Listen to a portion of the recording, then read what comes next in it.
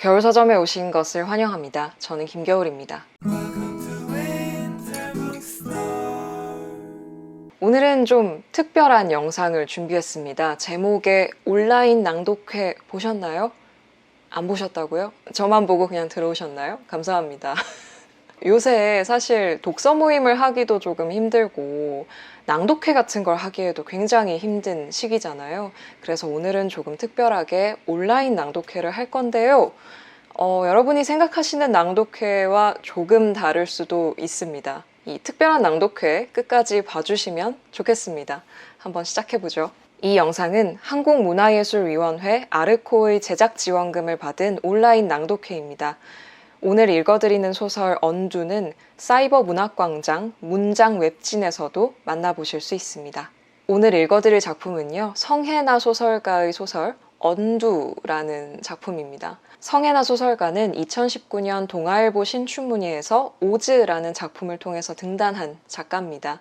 이 언두라는 소설은요, 간단히 줄거리를 말씀드리자면 나와 도호라는 인물의 연애 같은 오해, 오해 같은 연애 이야기입니다. 주인공인 나는 틴더를 통해서 도호와 만나게 되는데요. 그날 도호네 집에 가게 됩니다. 그런데 집에 갔더니 도호네 할머니가 계셨던 거죠.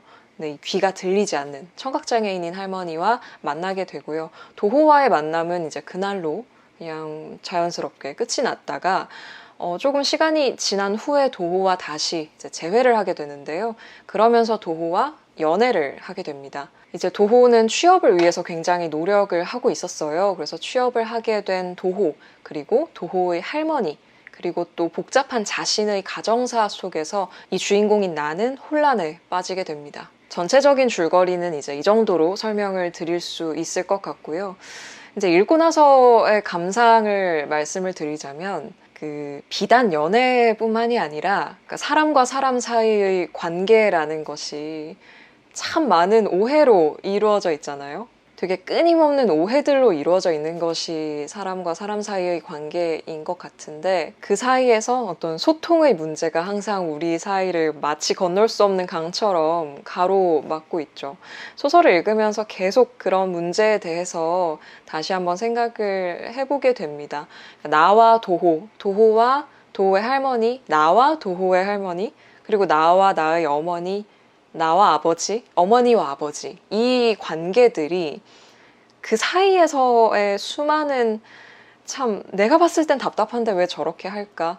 이런 생각을 들게 하는 관계도 있고 왜 나는 이렇게 소외감이 들지? 라는 생각이 들게 하는 관계도 있고 막 나를 너무 답답하게 하는 관계도 있고 되게 다양한 오해와 오해 사이에서 이 주인공인 나가 겪는 그런 혼란들이 되게 현실에서 그런 독자의 입장에서 생각을 했을 때도 되게 와닿는 부분들이 있었던 그런 소설이었습니다. 오늘 영상은 온라인 낭독회이니만큼 이 소설에서 뽑은 두 부분을 낭독을 해드릴 건데요. 화면에는 제가 아닌 다른 분들이 나오실 겁니다. 이 특별한 낭독회 즐겨주셨으면 좋겠습니다. 아마 화면을 딱 보시고는 어머 하고 이렇게 좀 놀라실 수도 있는데요.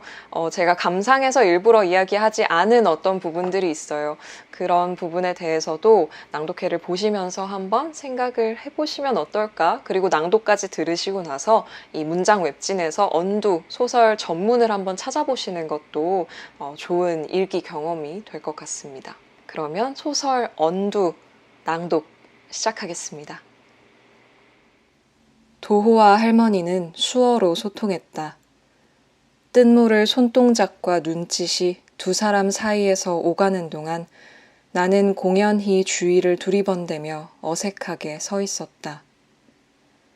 그 집은 감각이 둔한 나도 금세 알아챌 정도로 조명의 조도가 높았다. 쨍한 조명 아래서 도호와 할머니는 익숙하게 수어를 주고받았다.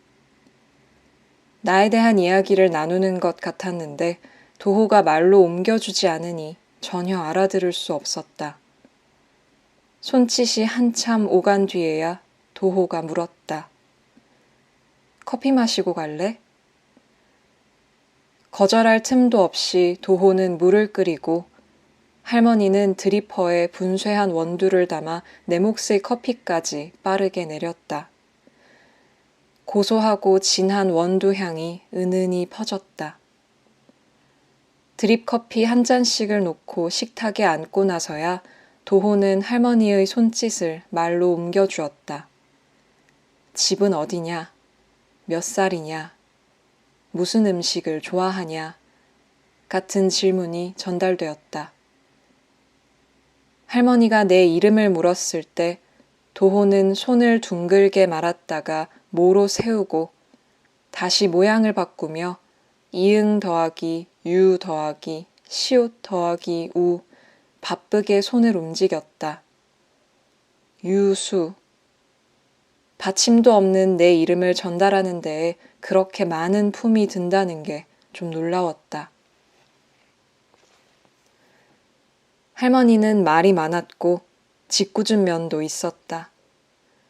도호와는 어떤 사이냐는 질문에 글쎄요 아직은 하고 머뭇머뭇 답하자 그녀는 낄낄 웃으며 무슨 동작인가 선보였는데 도호가 끝내 통역하지 않고 얼굴만 붉히는 걸 보아 육담 비슷한 걸 한 모양이었다. 할머니는 한참을 웃다 볼에 검지를 가져다 대고 손가락을 바깥으로 빙글 돌렸다. 도호도 같은 동작을 하며 웃었다. 네가 예쁘대.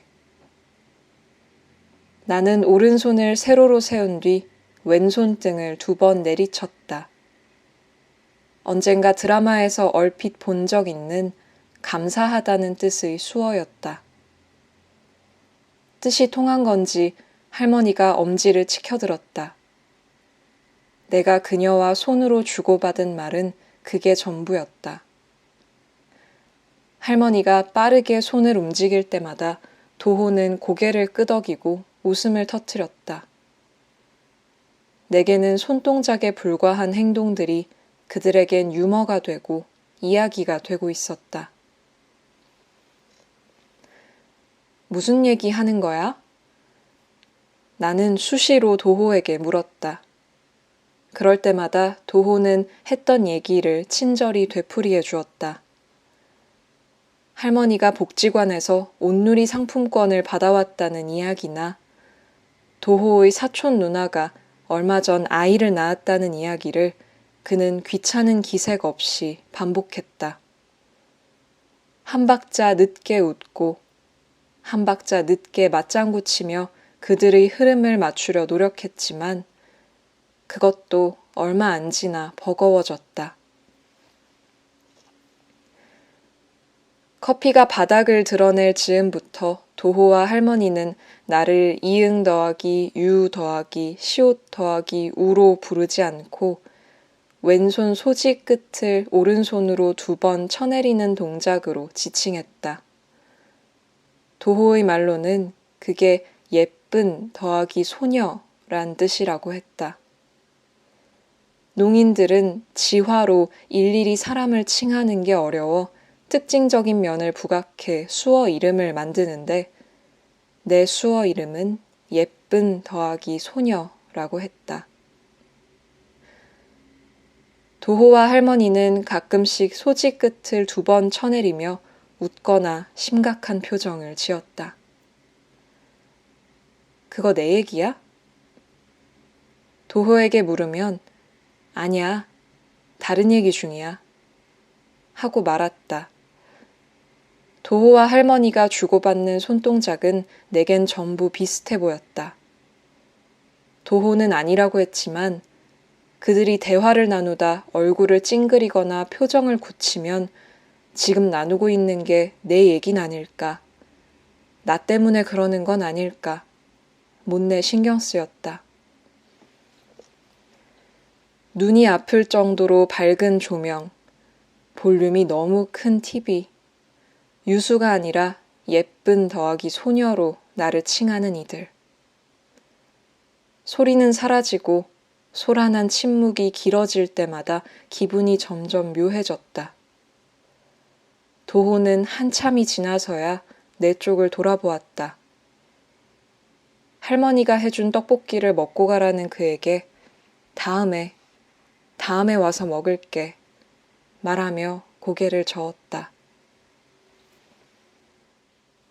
할머니가 유리창이나 베란다 문에 하도 이마를 찢는 탓에 도혼의 곳곳엔 조심이 적힌 노란색 포스트잇이 붙어 있었다. 집안에서 할머니의 반경은 그리 넓지 않았다. 그녀는 잠만 큰 방에서 자고 대부분의 시간을 거실에 있는 2인용 소파에 앉아 보냈다. 앉아있는 형태 그대로 푹 꺼진 소파. 도수가 높은 돋보기를 쓰고 그 소파에 앉아 그녀는 수어 지원 방송을 보고 커피를 마시고 가끔씩은 먼 데를 보며 골똘히 생각에 잠겼다. 볼 수도 들을 수도 없는 삶. 그것에 대해 나는 잘 가늠할 수 없었다. 나로서는 상상조차 버거운 삶이었다. 나조차도 이해할 수 없는데 그런 사정을 남들에게 일일이 설명하고 이해시키기란 막막하기 그지없었다. 그래서 도호나 그의 가정에 대해 설명할 땐 늘 절반만 얘기했다. 도호는 외동이며 고려대 컴퓨터학과에 다닌다고. 부모는 양장점을 운영하다 접었으며 점잖고 푸근한 사람들이라고. 타인의 동정과 시혜적인 시선을 나는 느끼고 싶지 않았다. 나 역시도 도호나 할머니에게 그러지 않기 위해 노력했고. 할머니는 집에서도 늘 단정한 차림을 고수했고 실내복 대신 외출복을 입고 지냈다. 밑단에 장미문양 레이스를 덧댄 원피스, 네크라인을 따라 동백 자수를 놓은 린넨 카디건, 뒷주머니에 미니마우스 와펜을 부착한 청바지. 그 옷들은 다 할머니가 직접 재봉하고 리폼한 것이었는데 하나같이 근사하고 맵시가 났다. 한창 때 솜씨를 발휘해 내 옷을 만들어준 적도 있었다. 남색의 두꺼운 모사로 촘촘히 엮은 터틀넥이었다. 넌 피부가 희어서 검은색도 참 잘 어울릴 것 같대. 내 눈에 그 옷은 검은색보다는 남색에 가까웠는데 도호와 할머니는 그걸 자꾸 검은색이라고 했다. 터틀넥은 감촉이 부드러웠으나 네크라인이 좁아 숨을 쉴 때마다 목이 자꾸 죄었다. 내색 않고 오른손을 세로로 세운 뒤 왼손등을 2번 내리치며 할머니에게 감사하다 전했다. 겨울이 지날 때까지 도호네에 갈 때마다 항상 그 옷을 입었다. 지금도 터틀넥을 입으면 목이 신경 쓰여 자주 목 부분을 쓸거나 만지곤 하는데 그게 다 그때의 습관 때문이라 짐작하곤 한다. 그때 나는 그것쯤은 기꺼이 감수해야 한다고 여겼던 것 같다. 이 영상은 한국문화예술위원회 아르코의 제작 지원금을 받은 온라인 낭독회입니다. 오늘 읽어드리는 소설 언두는 사이버 문학광장 문장 웹진에서도 만나보실 수 있습니다.